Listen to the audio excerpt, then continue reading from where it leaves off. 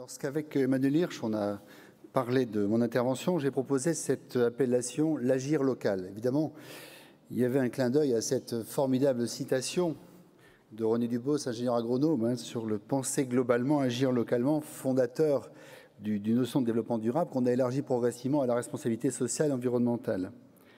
Responsabilité sociale. Jean-Claude Amessen, dans sa formidable conférence inaugurale de notre université, nous a interpellés sur cette responsabilité sociale en disant, bien sûr, il faut des politiques catégorielles, il faut des politiques spécifiques, elles sont importantes, elles permettent de construire des droits et des réponses, mais il faut également abolir certaines spécificités pour avoir une vision beaucoup plus globale, une société accueillante à tous, ouverte à tous, dans toutes les vulnérabilités, dans toutes les fragilités. À ce stade, j'ai relu en préparation de cette intervention la définition que donne dans son article 2 la loi du 11 février 2005 sur le handicap.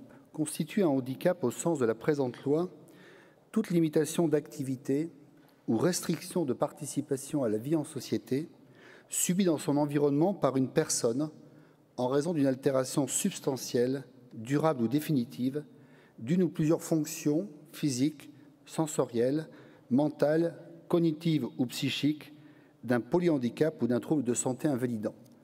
Cette définition, qui, vous l'imaginez, a fait l'objet de travail considérable de parlementaires et d'associations, moi, il y a une partie qui m'intéresse beaucoup, que j'utiliserai pour cet exposé, c'est la restriction de participation à la vie en société. Puisque pour l'élu local, après tout, c'est bien de ça dont il s'agit. Je vous propose un petit jeu rapide, peut-être un peu morbide, vous le verrez. Nous sommes environ un bon millier d'inscrits à cette université Alzheimer. Imaginons, nous ne sommes pas représentatifs de la société française, il y a des biais de recrutement. Imaginons que les 1000 personnes soient représentatives de la société française de façon parfaite. 175 d'entre nous auraient plus de 60 ans, dont 100 d'entre nous auraient plus de 75 ans, 15 d'entre nous seraient atteints de la maladie d'Alzheimer, et 200 à 300 d'entre nous, dans les années qui viennent, seraient soit eux-mêmes atteints de la maladie d'Alzheimer, soit concernés par la maladie d'Alzheimer d'un proche.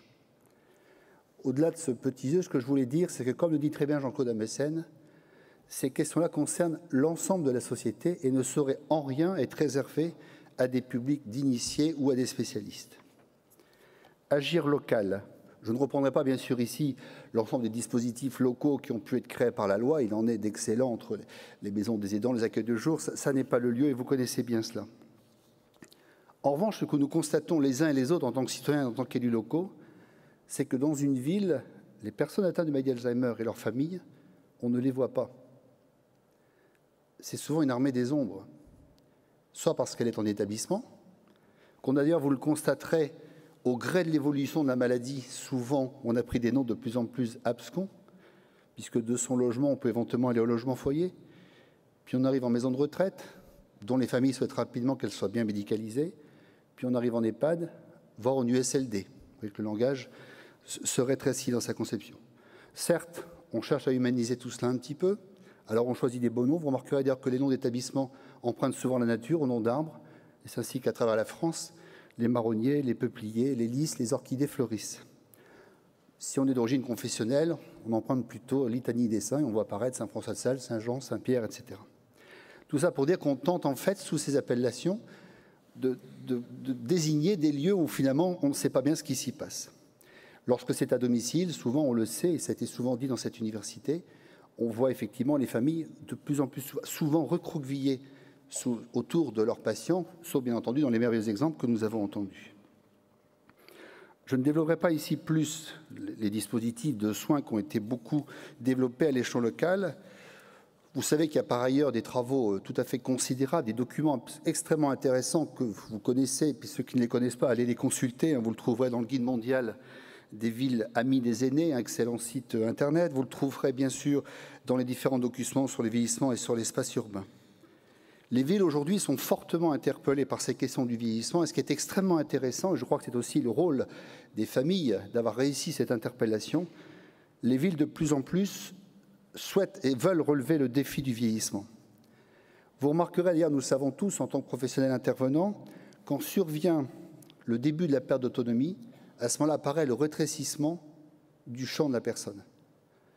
Pour faire court, je dirais que quand une personne arrive en GR4, généralement, souvent, le champ de sa vie va se limiter à son quartier. Et souvent, on se rend compte que l'unité de mesure, si j'ose dire, c'est 200 mètres, ou c'est 5 minutes à pied, ou 10 minutes avec une aide à la marche. Et cet espace-là, finalement, nous avons à l'aménager, nous avons à l'améliorer, et nous avons surtout à permettre de conserver des occasions d'en sortir de cet espace pour pouvoir maintenir un certain nombre de liens. Et là, bien sûr, le rôle des communes est majeur. C'est l'aménagement de la voirie, c'est l'amélioration d'un certain nombre d'éléments de repère. Je n'insiste pas sur ces points. Par contre, je crois qu'il y a des choses extrêmement intéressantes, c'est de développer du champ d'innovation. Je vous cite un exemple que nous essayons de mettre en place dans cette ville de Lille, à 500 mètres d'ici, dans le quartier Saint-Maurice, une EHPAD de 70 places, une résidence HLM de 200 logements, l'adjoint au logement, un certain nombre de personnes travaillent pour permettre qu'une quinzaine des logements au rez-de-chaussée de cette résidence HLM soient en lien avec l'EHPAD qui est à côté, de manière à mutualiser un certain nombre de moyens et de services. Que la psychomotricienne de l'EHPAD puisse venir un peu dans ces logements, qu'il puisse avoir des partages de repas, qu'il puisse avoir des partages d'ateliers ou d'activités. C'est très compliqué, parce qu'on mélange des logiques très différentes qui sont celles d'une ARS, d'un conseil général, des mécanismes de financement et puis de gens à domicile. Donc d'où ce travail extrêmement intéressant de décloisonnement. L'autre démarche dont on a déjà parlé dans cette université qui est extrêmement intéressante, c'est ce qui est bien sûr mené à travers le programme Mona Lisa. Je n'insiste pas aussi, vous tapez charte Mona Lisa, vous trouvez d'excellents documents. Sauf que cette charte Mona Lisa, on sait en fait qu'elle est en partie née de ce qui a été un choc pour notre démocratie, qui est la canicule de 2003, où tout un pays a découvert que quand on était âgé, on pouvait mourir de soif avec une bouteille d'eau fraîche sur la table devant soi. Parce que quand on est âgé et qu'on a des troubles cognitifs, pour savoir qu'il faut boire, cette chose-là se perd. Et surtout, l'essentiel, ça n'est pas la bouteille d'eau, ça n'est pas l'hydratation programmée, c'est la main qui fait qu'on réveille le geste du verre, qu'on le porte éventuellement à la bouche. Et nous le savons bien en tant que professionnels. Je crois qu'aussi à ce stade de travail dans les collectivités, on doit veiller à permettre encore une fois le développement des initiatives. Il en est une, nous permettrait de citer encore une fois une petite expérience que nous menons sur la ville, qui s'appelle l'île Escale, portée par des bénévoles, avec l'aide de la ville, mais également de clubs services, qui permet aujourd'hui à des couples dont l'un des deux est atteint de maladie Alzheimer de se retrouver, s'ils le souhaitent, 2 fois par semaine pour des temps partagés. La semaine prochaine, c'est dans ce club Escale, ils vont à 6 ou 7 couples, dont un des deux est atteint de maladie Alzheimer, visiter le Louvre-Lens ensemble. Je crois encore une fois des initiatives souvent pas très compliquées.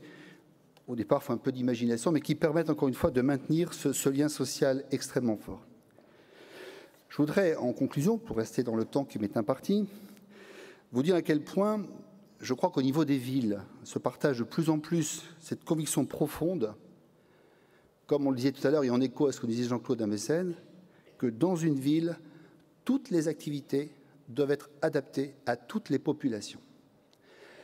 On a parfois cherché à catégoriser, à regrouper tel ou tel type de population. Je crois qu'aujourd'hui, l'avenir de nos villes et l'avenir de la démocratie dans nos villes passe par une mixité à la fois des âges, mais également l'acceptation dans les différents lieux de la ville de l'ensemble des populations, toutes difficultés confondues. Parce que ce que nous faisons pour les uns, sans qu'on le sache parfois, va profiter à d'autres.